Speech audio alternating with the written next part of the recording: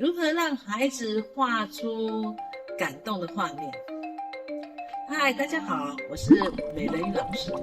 感动两个字啊，是我们从事艺术工作者最喜欢的字，因为感动代表有真性情、有真灵魂的投入。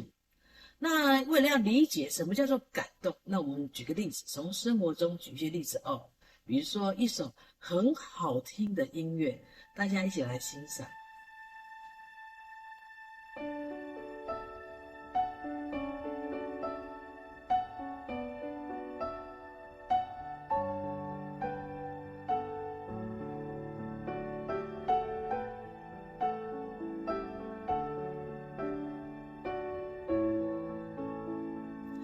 太好了，太好了！所有的这个词啊，还有旋律啊，让我们完全投入进去，这就是感动。再来，我们举一个影片，比如说这个宫崎骏的影片，咻，哇，太好了，太好了！小梅姐姐，不管是剧情或影片中的造型，还有呢它的情景，哇，人家多感动！再来，我们举例最实在，就是一幅名画。我们来看看莫内的《荷花池》。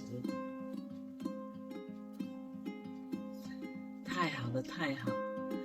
哎呀，看完以后，我们发现我们心里啊余波荡漾，好像整个人呢就在被莲花的美、莫内的色彩给吸引了，顿时忘记所有的烦恼啊！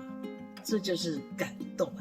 所以我们很清楚，感动呢是能触动我们心里层那个情感，让我们觉得非常的喜悦、满足，这就是这种感动。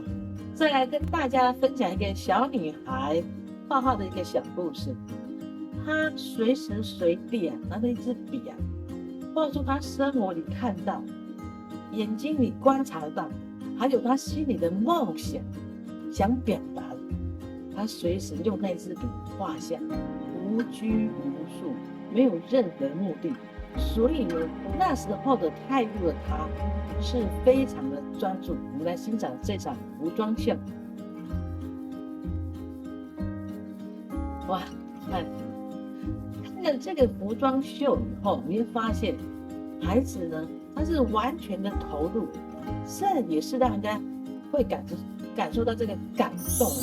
那重点来咯，大家仔细听啊，让老师啊如何能教出感动的画面呢？跟大家分享一个案例。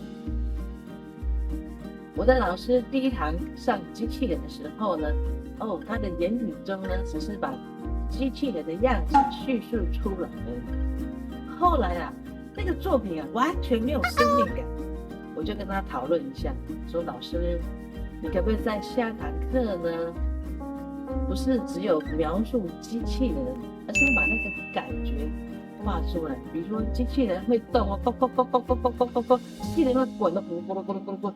哎呀，你要把这个情境给描绘出来，孩子融入进去了以后呢，他比较能把感觉表达出来嘛。那老师就听了以后呢，就做了很大幅度的改变。果真，在第二堂课以后，机器人都活跃起来了。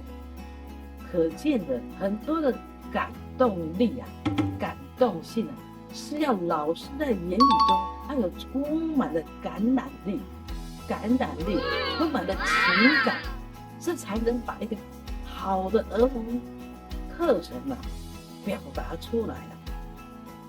OK， 大家不妨来试试看哦。将教会所有宝贵的感情、感觉感染给孩子吧。拜拜，分享给你。